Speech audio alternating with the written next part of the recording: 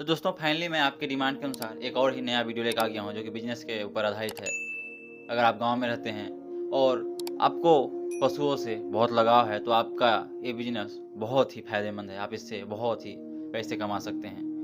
तो ये बिजनेस है दूध उत्पादन का।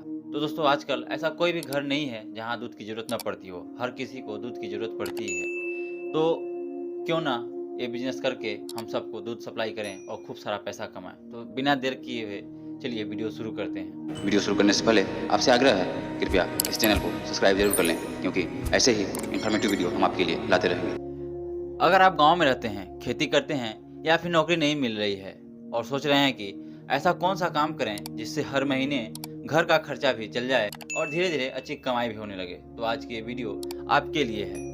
देखिए भैया, गांव में बहुत लोग सोचते हैं कि पैसा कमाने के लिए शहर जाना ही पड़ेगा, लेकिन सच बात तो ये है कि गांव में भी ऐसे कई काम हैं जिनसे अच्छी कमाई हो सकती है। उन्हीं में से एक है दूध का बिजनेस, यानी गाय या भैंस पालकर दूध बेचना। लेकिन दूध का बिजनेस सिर्फ जानवर खरीद लेने से नहीं चलता। अगर सही तरीका पता हो तभी इसमें फायदा होता है। तो आज मैं आपको बिल्कुल आसान भाषा में बताऊंगा कि दूध का बिजनेस कैसे शुरू करें, कितने पैसे लगते हैं, कौन सी गाय या भैंस लें, क्या खिलाएं, दूध कहाँ बेचें और आखिर में कितनी कमाई हो सकती है। सबसे पहले एक बात समझिए, मान लीजिए आपके गांव में 100 घर हैं। अब सोचिए, क्या 100 घर में से ऐसा कोई घर होगा जहां कभी दूध की जरूरत नहीं पड़ती होगी? ये तो obvious सी बात है। किसी घर में चाय बनती है, किसी के यहाँ बच्चे दूध पीते हैं, कोई दही जमाता है, कोई घी बनाता है तो कोई मिठाई बनाता है, यानी दूध की जरूरत लगभग हर घर में पड़ती है। और मजेदार बात यह है भैया, दूध ऐसा बिजनेस है जिसमें ग्राहक रोज खुद आपके पास आता है, आपको उसे ढूंढने नहीं जाना पड़ता। मतलब दूध वाला भी एक वीआईपी होता है। गांव में अगर आप सही गुणवत्ता का दूध देते हैं और ग्राहक का भरोसा जीत लेते हैं तो आपका ग्राहक लंबे समय तक आपके साथ जुड़ा रह सकता है। अब बात करते हैं कि दूध का बिजनेस कौन कर सकता है। बहुत लोग सोचते हैं कि इसके लिए बहुत पढ़ाई चाहिए। ऐसा बिल्कुल नहीं है। अगर आप मेहनत कर सकते हैं, सुबह थोड़ा जल्दी उठ सकते हैं और जानवरों की देखभाल कर सकते हैं तो आप भी ये काम कर सकते हैं। चाहे आप किसान हों, बेरोजगार हों, युवा हों या सरकारी नौकरी के साथ अतिरिक्त कमाई करना चाहते हों। और हाँ भैया, अगर आप सुबह उठने में आलसी हैं तो गाय आपको खुद मुंह मारकर उठा देगी।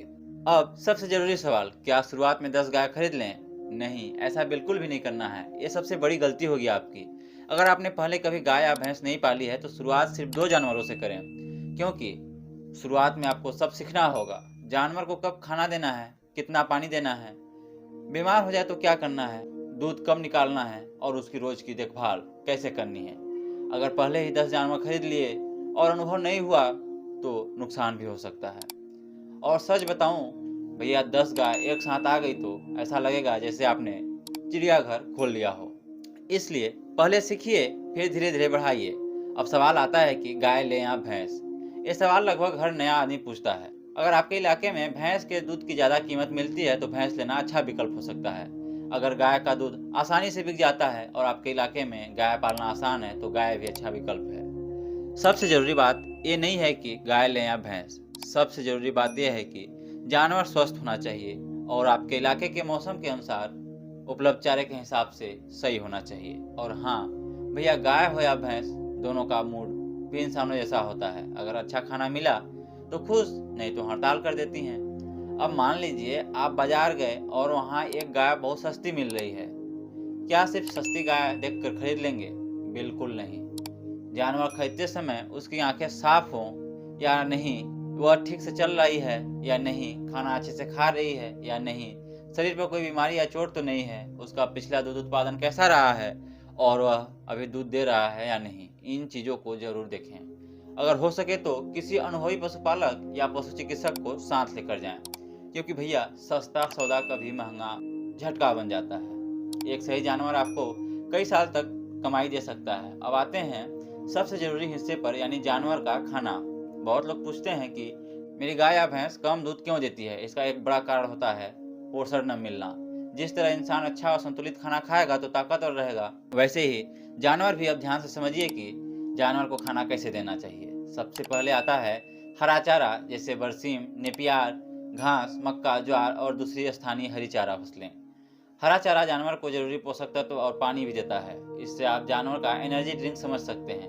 अगर आपके पास थोड़ी जमीन है तो हरा चारा खुद आप उगाने की कोशिश करें। इससे बाजार से पूरा चारा खरीदने का खर्चा कम हो जाएगा। इसके बाद आता है सूखा चारा, जैसे गेहूं का भूसा, धान का पुआल या सूखी घास। सूखा चारा भी जरूरी है, लेकिन सिर्फ भूसा खिलाने से दूध ज्यादा नहीं हो सकता। जानवर को संतुलित आहार चाहिए। इसके बाद आता है दाना पानी, कंसंट्रेट फीड। इसमें चोकर, मक्का, खली, चना, चूरी और जरूरत के हिसाब से संतुलित पशु आहार शामिल हो सकते हैं। दाने का काम जानवर को ऊर्जा और प्रोटीन देना है, लेकिन मात्रा जानवर की नस्ल, वजन, दूध की मात्रा और उसकी स्थिति के हिसाब से तय करनी चाहिए। बहुत ज्यादा दाना देने से भी फायदा नहीं होता, बल्कि नुकसान हो जाता है। इसीलिए किसी पशु विशेषज्ञ या चिकित्सक से अपने जानवर के हिसाब से राशन तय करवाना बेहतर है। अब एक बहुत जरूरी बात, खाना सिर्फ दूध बढ़ाने के लिए नहीं, जानवर को स्वस्थ रखने के लिए भी होता है। अगर जानवर का शरीर कमजोर होगा तो वह लंबे समय तक अच्छा दूध नहीं दे पाएगा। इसीलिए हरा चारा, सूखा चारा और संतुलित दाना, सही मात्रा में दाना जरूरी है। और सबसे जरूरी चीज साफ पानी। बहुत लोग चारे पर तो पैसा खर्चा कर देते हैं, लेकिन पानी पर ध्यान नहीं देते। ऐसा बिल्कुल मत कीजिए। गाय या भैंस को हर समय साफ और पर्याप्त पानी उपलब्ध होना चाहिए। खासकर गर्मी के मौसम में पानी की कमी बिल्कुल नहीं होनी चाहिए। पानी गंदा हो तो जानवर की सेहत खराब हो सकती है और उसका असर दूध पर भी पड़ सकता है। अगर पानी गंदा हो तो समझो दूध भी मूड ऑफ कर देगा। अब एक और जरूरी बात, जानवर को खाना देने का समय भी लगभग तय रखें। रोज सुबह और शाम के समय पर खाना देने की आदत डालें। अचानक खाने का समय बदलना या एक दिन ज्यादा और दूसरे दिन बहुत कम खाना देना सही तरीका नहीं है। अगर आपके खेत में मक्का, ज्वार, बाजरा या दूसरी चारा फसलें होती हैं तो उसका सही तरीके से उपयोग करें, लेकिन ध्यान रखिए कि सड़ी गली, फफूंदी लगी या खराब चीजों को कभी मत खिलाइए। ऐसी चीजों से जानवर बीमार पड़ सकता है और इलाज में काफी पैसा खर्च हो सकता है। और अगर आपकी गाय या भैंस अचानक पहले से कम दूध देने लगे तो तुरंत किसी के कहने पर दवा या इंजेक्शन मत लगवाइए। पहले देखें कि जानवर ठीक से खा रहा है या नहीं, पानी पी रहा है या नहीं, कोई बीमारी या चोट तो नहीं है। जरूरत पड़ने पर पशु चिकित्सक से जांच करवाएं। याद रखिए, अच्छा हरा चारा, सही मात्रा में सूखा चारा, संतुलित दाना, साफ पानी, समय पर खाना और अच्छी देखभाल, यही स्वस्थ जानवर और अच्छे दूध की नींव है। अब बात करते हैं साफ सफाई की। अगर गौशाला गंदी रहेगी, चारों तरफ गोबर पड़ा रहेगा और मक्खियां रहेंगी तो जानवरों के बीमार पड़ने का खतरा बढ़ जाएगा। बीमार जानवर दूध भी कम देगा और खर्चा भी बढ़ा देगा। इसीलिए रोज गौशाला की सफाई करें।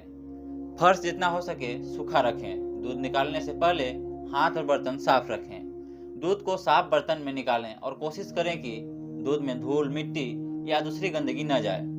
भैया, साफ सफाई मतलब कमाई की चाबी है। अब दूध तैयार हो गया तो सवाल आता है कि बेचेंगे कहाँ। सबसे पहले अपने गांव के घरों में दूध की सप्लाई कर सकते हैं। उसके बाद चाय की दुकान, मिठाई की दुकान, होटल, डेयरी या दूध कलेक्शन सेंटर से संपर्क कर सकते हैं। शुरुआत में कोशिश करें कि आपके पास कुछ नियमित ग्राहक हों। अगर आपका दूध शुद्ध है, समय पर पहुंचता है और आपका व्यवहार अच्छा है तो ग्राहक लंबे समय तक जुड़े रहेंगे। दूध में पानी मिलाकर कमाई बढ़ाने की कोशिश मत कीजिए। थोड़े समय के लिए शायद फायदा लगे, लेकिन ग्राहक का भरोसा टूट गया तो नुकसान लंबे समय तक का होगा। अब बात करते हैं कमाई की। मान लीजिए आपके पास 2 अच्छी गाय हैं, दोनों मिलकर रोज 20 लीटर दूध देती हैं। अगर दूध 60 रुपये प्रति लीटर के हिसाब से बिकता है तो एक दिन की बिक्री लगभग 1200 रुपये होगी। 30 दिन में यह लगभग 36,000 रुपये की बिक्री बनती है। लेकिन ध्यान रखिए, यह पूरा मुनाफा नहीं है। इसमें चारा, दाना, दवा, पशु चिकित्सा, बिजली, पानी, मजदूरी और दूसरे खर्चे भी होते हैं। इसलिए असली मुनाफा निकालने के लिए कुल बिक्री में से सभी खर्चे घटाना जरूरी है। यही बात आपको दूध के बिजनेस में सबसे पहले समझनी चाहिए। सिर्फ दूध की बिक्री देखकर मुनाफा मत मानिए। खर्च का हिसाब भी रोज लिखिए। जैसे जैसे अनुभव बढ़ेगा आप 2 जानवर से 4, फिर 6 और जरूरत के हिसाब से उससे ज्यादा जानवर कर सकते हैं। लेकिन संख्या बढ़ाने से पहले चारे, जगह, पानी, काम करने वाले लोगों और दूध बेचने की व्यवस्था पक्की कर लें। अब एक और बात, सिर्फ दूध बेचने तक ही सीमित मत रहिए। अगर आपके पास पर्याप्त दूध है और बाजार है तो आगे चलकर दही, पनीर, घी या दूसरे डेयरी उत्पाद बनाकर भी अतिरिक्त कमाई के रास्ते तलाश सकते हैं। लेकिन पहले दूध की गुणवत्ता और नियमित ग्राहक बनाने पर ध्यान दीजिए। आजकल बहुत लोग YouTube देखकर सीधे बड़ा डेयरी फार्म खोल लेते हैं, बैंक से लोन ले लेते हैं और फिर कुछ महीने बाद नुकसान होने लगता है।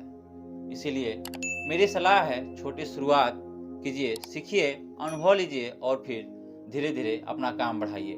अगर लोन या किसी सरकारी योजना का लाभ लेना चाहते हैं तो अपने जिले के पशुपालन विभाग, डेयरी विभाग या बैंक से वर्तमान नियम और पात्रता की जानकारी जरूर लें। किसी के कहने पर बिना जानकारी के कर्ज मत लीजिए, क्योंकि भैया बड़ा पेड़ भी पहले छोटा पौधा ही होता है। आखिर में बस इतना कहना चाहता हूँ कि अगर मेहनत करने से आपको डर नहीं लगता, सुबह जल्दी उठ सकते हैं और जानवरों की सही देखभाल कर सकते हैं, तो दूध का बिजनेस गांव में कमाई का अच्छा जरिया बन जाता है। लेकिन इसमें सफलता का राज सिर्फ ज़्यादा जानवर खरीदना नहीं, असली राज है स्वस्थ जानवर, सही खाना, साफ पानी, साफ सफाई, समय पर इलाज, शुद्ध दूध और ग्राहक का भरोसा। अगर ये चीज़ें सही रखेंगे तो धीरे धीरे आपका छोटा सा दूध का काम भी बड़ा बिजनेस बन सकता है। बस जल्दबाजी मत कीजिए, सही जानकारी लीजिए और मेहनत से काम कीजिए। तो दोस्तों, ये रहा हमारा दूध का बिजनेस का आइडिया। अगर वीडियो पसंद आया हो तो वीडियो को लाइक कर दीजिएगा, क्योंकि मैं आपके लिए बहुत ही मेहनत करके ये वीडियो ला पाता हूँ और आपको दिखा पाता हूँ, सही जानकारी दे पाता हूँ। देखिए, कोई भी बिजनेस छोटा या बड़ा नहीं होता है, बस आपको मन लगा के करना चाहिए। यदि आप मन लगा के कर रहे हैं और केवल एक चीज़ पे ध्यान दे रहे हैं तो आप अवश्य सक्सेस होंगे। ऐसा नहीं है कि इसको आप साइड बिजनेस के रूप में कर सकें, आपको पूरा ध्यान देना पड़ेगा। तो वीडियो यहाँ पर समाप्त करते हैं। यदि वीडियो थोड़ा सा भी अच्छा लगा होगा तो लाइक कर दीजिएगा और अपने दोस्तों, यार, घर परिवार सबके साथ शेयर कर दीजिएगा, ताकि ये आइडिया सबको पता चले। और चैनल को सब्सक्राइब करके एक छोटा सा कमेंट भी लिख दीजिएगा, जिससे हमको मोटिवेशन मिलता है और हमको भी अच्छा लगता है। और बताइए अगला वीडियो आप किस टॉपिक पे चाहते हैं, ताकि मैं उस पर बना सकूं। तो वीडियो समाप्त करते हैं, मिलते हैं अगले वीडियो में, तब तक के लिए धन्यवाद।